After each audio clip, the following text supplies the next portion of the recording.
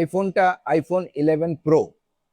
ফোনের প্রবলেম হচ্ছে phone charge নিচ্ছে না।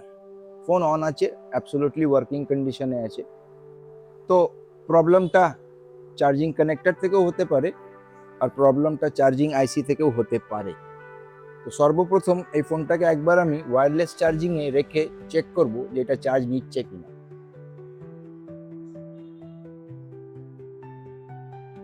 এটা ওয়্যারলেস চার্জিং ডকে চার্জ নিচ্ছে, তার মানে এর চার্জিং সেকশনে বা এর চার্জিং আইসিতে কোনো প্রবলেম নেই।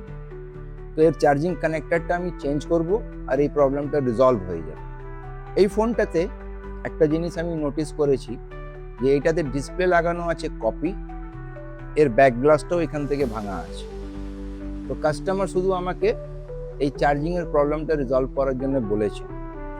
যেহেতু এতে একটা কপি ডিসপ্লে লাগানো আছে, তো এই ডিসপ্লেটা যখন আমি খুলবো তখন এই ডিসপ্লেটা খারাপ হয়ে যেতে পারে।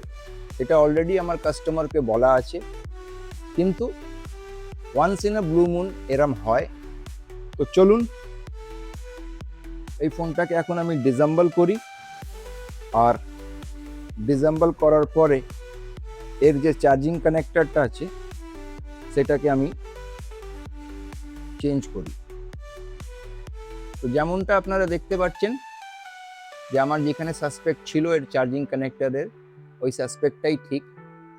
তো এর চার্জিং কানেক্টরটা ফল্টি বেরিয়েছে এবং এই নতুন চার্জিং কানেক্টর এটা আমি এতে ইনস্টল করছি। আর ইনস্টল করার পরে যখন ফোনটা আমি প্রপারলি আবার প্যাক করে দিলাম, ফিট করে দিলাম, এখন এই ফোনটাতে যখন আমি লাইটনিং কেবল ইনসার্ট করছি তো এটা 1 গোতে চার্জ নিচ্ছে। ভিডিওটা এই অবধি দেখার জন্য অনেক অনেক ধন্যবাদ।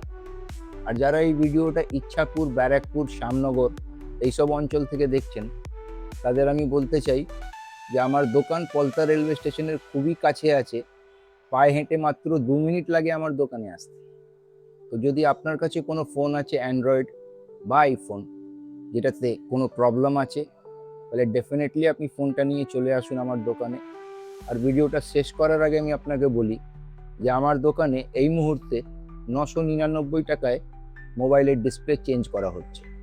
তো আপনার কাছে যদি কোনো ফোন আছে যার ডিসপ্লে ভেঙে গেছে বা টাচ কাজ করছে না, তো আপনি যদি ওটা চেঞ্জ করাতে চাইছেন, বাজেট আপনার কম আছে, তাহলে ডেফিনেটলি আপনি আমাকে ট্রাই করতে পারেন। এই ডিসপ্লেগুলো কপি হয়, কিন্তু এর কোয়ালিটি খুবই ভালো। ভিডিওটা আপনারা এই অবধি দেখলেন, আমায় শুনলেন, এতটা সময় দিলেন, তার জন্যে আরেকবার থ্যাংক ইউ।